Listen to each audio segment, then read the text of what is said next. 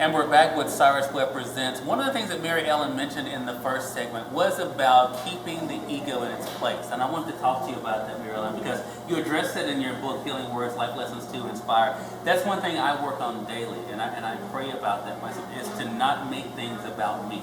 But when you do anything in life, no matter what platform it's in, when there's a tension that's on you, it's not always easy to stay out of your way.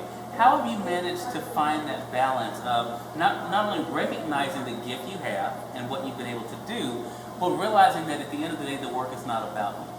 Well, it's exactly that, Cyrus. You have to realize that it's not about you. It's about what God wants the world to know through you. And your ego is your belief system and your thoughts. Okay? Christ said, take no thought. Okay? Your thoughts get you into trouble. That thinking gets you into trouble. When you get into your knowings, you just know which way to go. But your belief system, your ego always includes a doubt. Your ego is I worry about this, I would have, I should have, what if?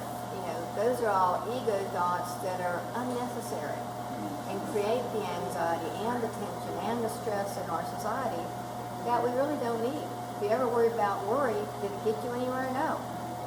And your ego is just like when people come to me and say, I really enjoy your book, or they write me or email me or whatever, I can have to sit down and think, well, that's good. And I go back to my father, and he's crossed over now, as I say. Excuse me, Cyrus. And he used to tell me, I'd come in with I made cheerleading or whatever. He'd go, that's Mary Ellen, that's good. That and $1 will get you a cup of coffee.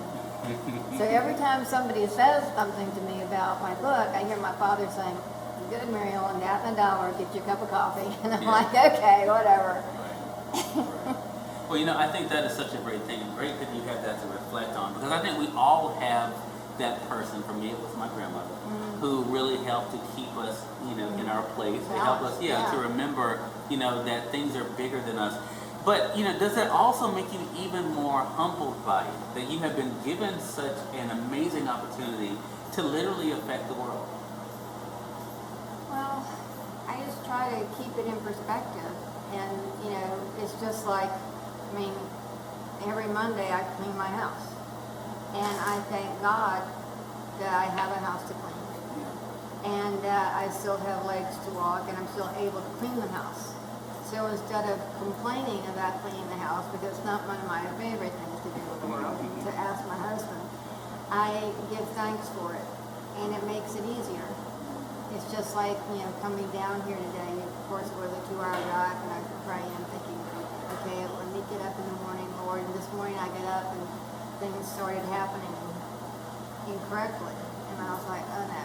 And I just had to settle myself down, because I was excited to meet you for the first time. And the drive down was perfect, and the traffic, there wasn't any traffic, and everything worked out. When you stay in the now, and just allow God to work through you.